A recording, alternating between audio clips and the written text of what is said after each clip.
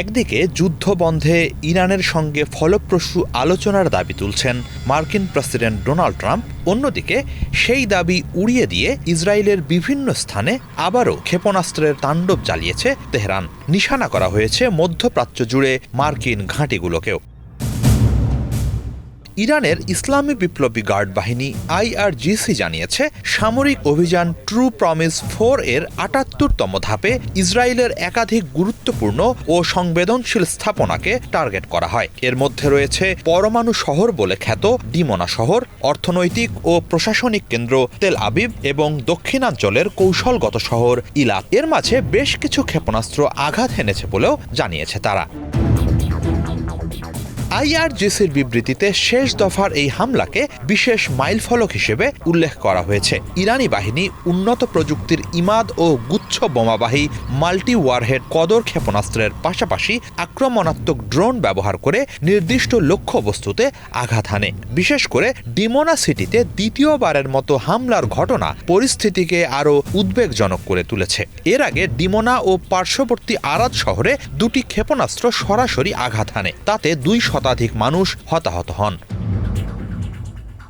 ২৪ March ইরানের হামলার পর ইসরায়েলের বিভিন্ন অঞ্চল থেকে ক্ষয়ক্ষতির তথ্য আসতে শুরু করেছে। উত্তরাঞ্চলের হাইফা শহরে একটি আবাসিক ভবনে ক্লাস্টার বোমাযুক্ত ক্ষেপণাস্ত্র আঘাত হেনেছে বলে জানিয়েছে আল জাজিরা ও জেরুজালেম পোস্ট।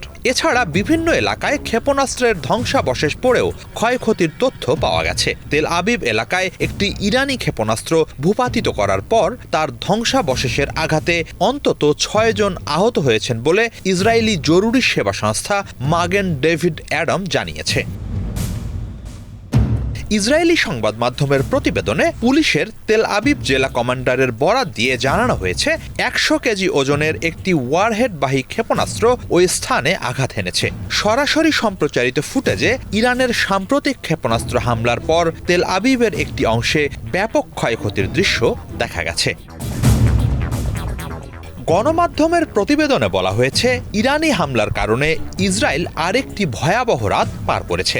রাজধানী সহ বিভিন্ন অঞ্চলে সতর্কতামূলক সাইরেন বাজতে থাকায় মানুষ বাংকারের দিকে ছুটতে থাকে। জেরুজালেম, তেল আবিব, হাইফা এবং পশ্চিম গ্যালিলি অঞ্চলে সর্বোচ্চ সতর্কতা জারি করা হয়। হাইফা বন্দরের আশপাশেও ক্ষয়ক্ষতির খবর মিলেছে। এদিকে IRGC বিবৃতিতে হুঙ্কার দিয়ে জানিয়েছে, তাদের সামরিক সক্ষমতার একটি বড় অংশই এখনও পুরোপুরি ব্যবহৃত হয়নি।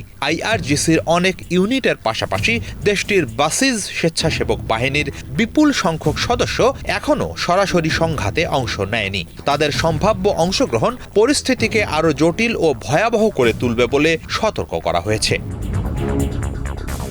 অন্যদিকে ইসরায়েলের নিরাপত্তা পরিস্থিতির দ্রুত অবনতি ঘটছে উল্লেখ করে নিজ নাগরিকদের অবিলম্বে দেশটি ত্যাগ করার আহ্বান জানিয়েছে চীন। চীনা দূতাবাস নাগরিকদের নিরাপত্তার স্বার্থে দ্রুত ইসরায়েল ছাড়তে বা নিজ দেশে ফিরে যেতে পরামর্শ দিয়েছে।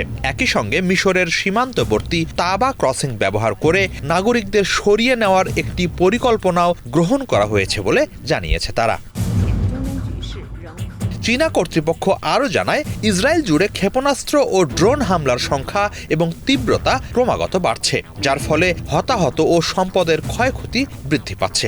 এ পরিস্থিতিতে সেখানে অবস্থানরত চীনা নাগরিকদের বিমানবন্দর, সমুদ্র বন্দর, বিদ্যুৎ কেন্দ্র ও সামরিক স্থাপনার মতো গুরুত্বপূর্ণ অবকাঠামো থেকে দূরে থাকার পরামর্শ দেওয়া হয়েছে। হিজল জোবায়ের, বাংলা ভিশন।